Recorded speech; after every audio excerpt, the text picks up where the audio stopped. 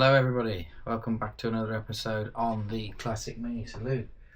Today's task is going to involve fitting the sound deadening, which I've spoken about previously, but before I can do that I've got to empty a bunch of stuff out of the car, including some old carpet I just chucked in to keep the floor nice and clean in a fashion. But yeah, let's get started.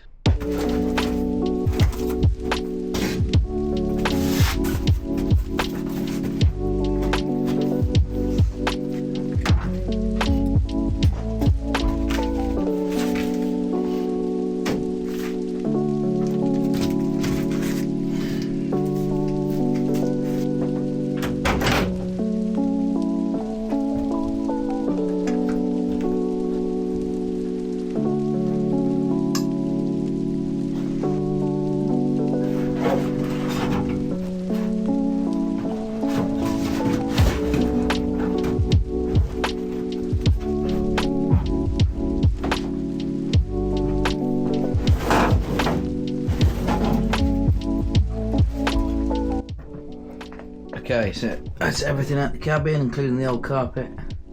It seems to have shedded quite a bit. There's some dust and dirt, I guess. That's probably everything that was on the carpet. I mean, it was chucked in the loft for about 4 years, so I guess I'm going to have to give inside a quick hoover before I progress any further.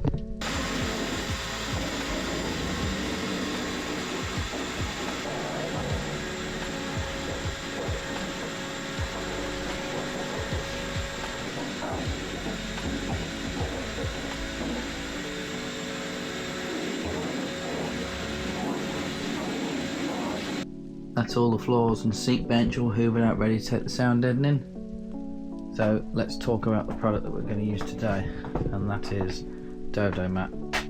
Gone for the ultra vibration control padding, which is like a adhesive backed tarry sort of substance, pretty similar to what was in there from the factory, as well as the acoustic liner, which is also doubles up as a sound deadener and that moisture barrier as well, supposedly.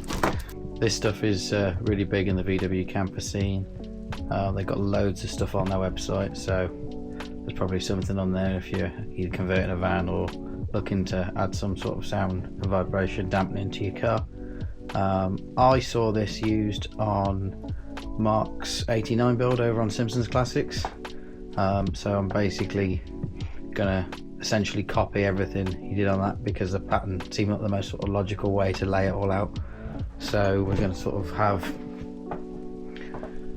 bits here and there really, so we're talking maybe one there, rotate one, have it there, mirror the same on that side, couple on the seat base, couple on the seat back, and I have 2 or 3 in the roof, and then put some of the foam acoustic liner over the top of it, sort of double it up. The only part of this car that's got sound deadening on it at the moment is the driver's door. That was untouched. Everything else was either, I'd say that door was skinned, but the floor was stripped back to bare metal, and then we've primed it and raptored it. But you can sort of see and hear how boomy it is in here just from tapping the floor in places. I mean, nothing on there, nothing on there. Same there. This door, say it's got some in, so it sounds a bit different compared to, say, the rear quarter here, which has got nothing on it. That's quite tinny, and the roof as well. It's a bit. But I've definitely overbought on the sound deadening itself for this car. There should be quite a bit left over, so I can bang some in the estate, because that never had any in it. It can be quite tinny at times.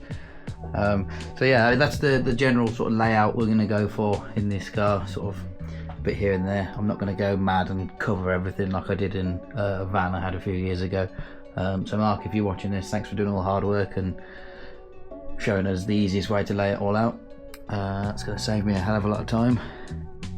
But yeah, if anyone's interested in his video, I shall link it in the description. He goes into it in a lot more detail than I will, and explains it all much better than I ever could. So yeah, I'll link that below.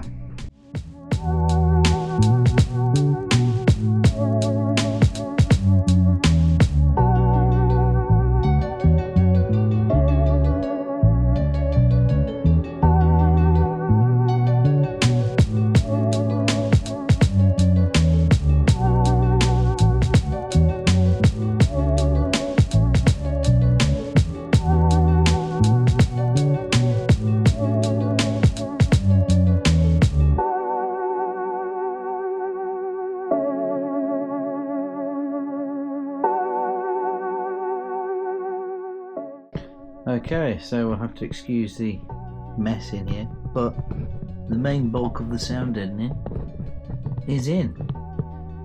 I've gone for 3 across the roof, just to try and cover more of it, because 2 just didn't seem enough. But already it's made a hell of a difference. I mean, if you remember earlier when I was tapping the roof, it was quite tinny. I mean, listen to it now, it's quite dull in places.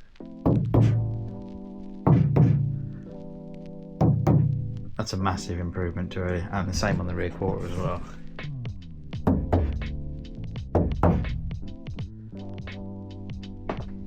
That should be a lot nicer going down the road. Right, so now that's in, the next step will be fitting some of the acoustic liner, which is sort of reminiscent of the old roll mats you'd have camping as a kid. Well, I can certainly relate to that. I don't know if that's an age thing or what, but yeah, it's like a self-adhesive glorified camping mat. But I'm going to put some of this across the top of the roof to sort of mimic the original felt that would have been across sort of here, and then I'll probably chuck some on the rear seat base as well.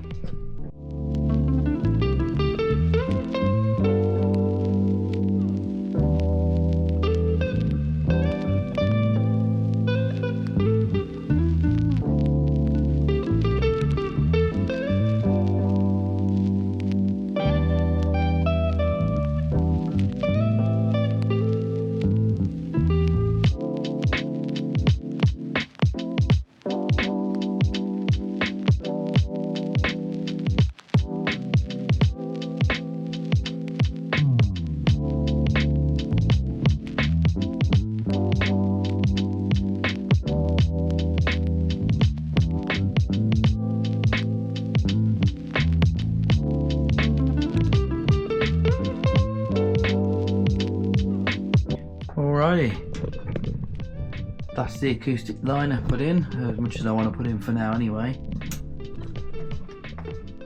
See, I've done a seat base, been on the seat back, and I've even cut a couple of little squares from the offcuts that I may or may not, say that side, may or may not shove in the gaps between here. Because originally there would have been some foam in there, I believe. Like a sponge that you sort of take it out, it disintegrates because it's been in there that long. So I might put that in there, I might leave it. I'll wait until I get my door cards before I go and do that. I think overall I'm quite chuffed with that stuff, to be honest. It's really easy to work with, surprisingly easy. I thought that was going to be a bit of a nightmare, especially putting it up on the roof. Now it was surprisingly workable, and the roll, I think there was about a 5 metre roll, so there's plenty left over, so I should probably put what's left in my estate, because that hasn't got anything sound deadening wise in the roof. It's just literally got the headlining frame and then the headliner itself, so that's worked out quite nicely. I've got a nice little bit left over to do that, but I can't get over how much difference it's made, literally just on the roof. I mean, anyone that has known this car previously when it's been on the road, it had no sound deadening in the roof before, and that is just night and day difference compared to what it was before.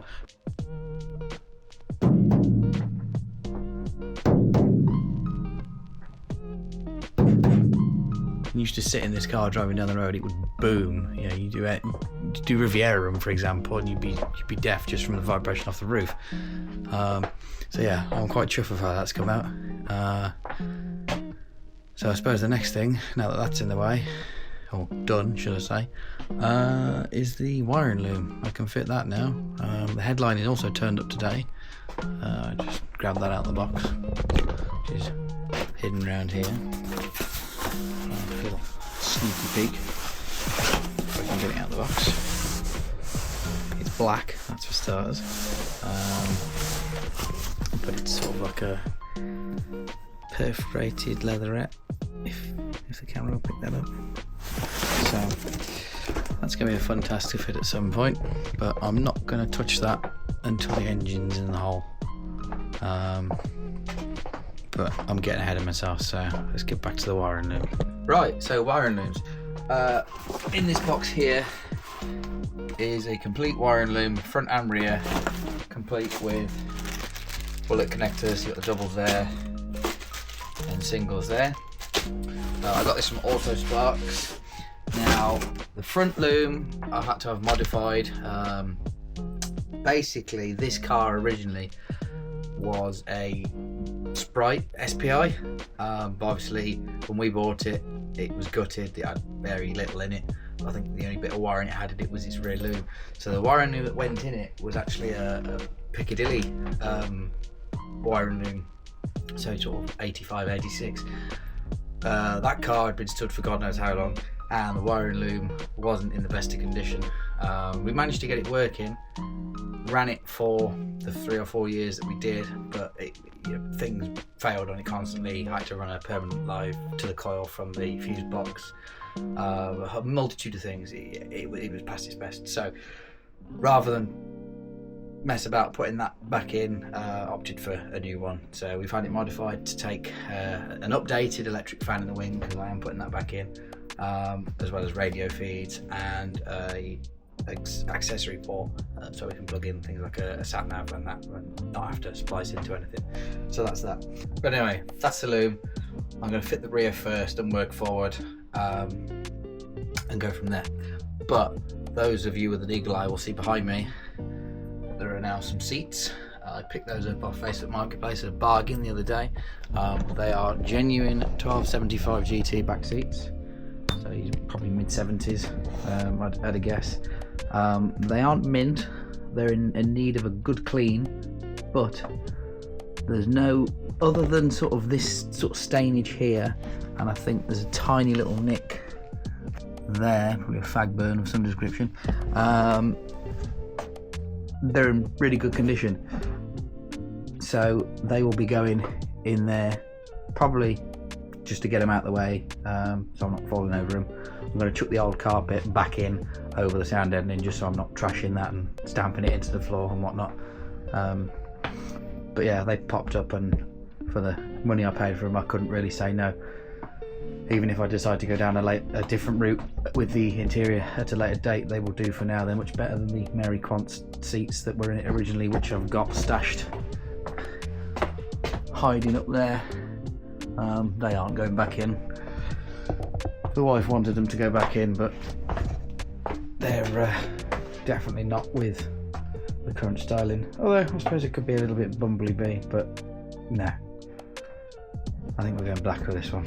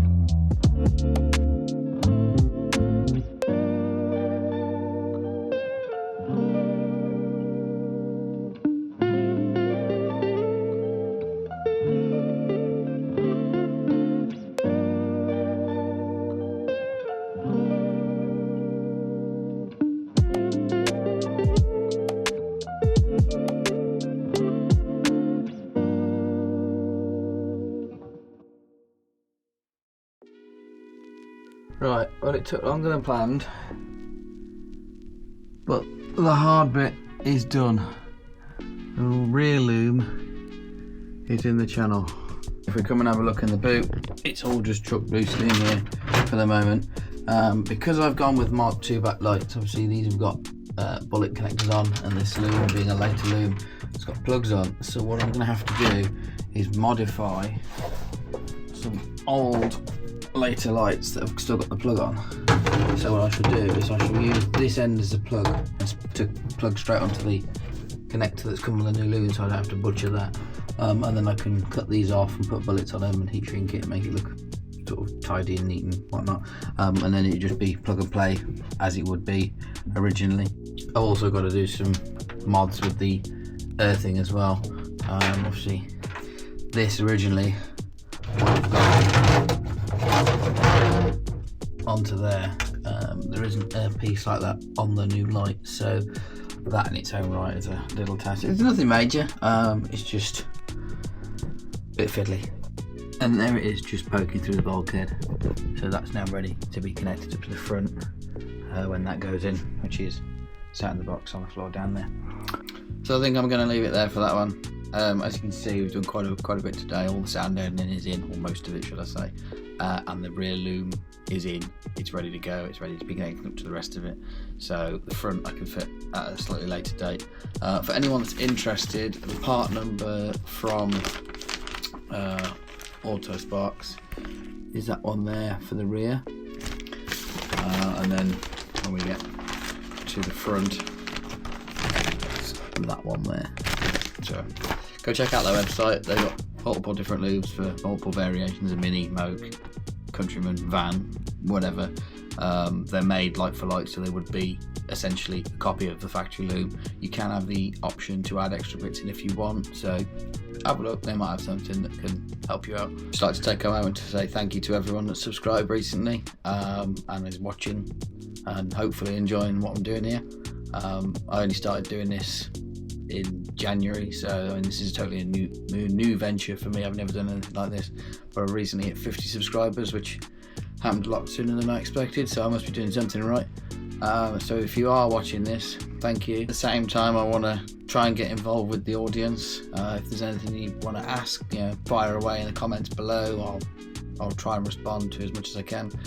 In terms of putting videos out, I guess at the moment I'm aiming for every sort of fortnight, but obviously as it progresses with work and everything on in the background, it will probably slip to sort of once a month maybe, just because of things going on that I have no control over really.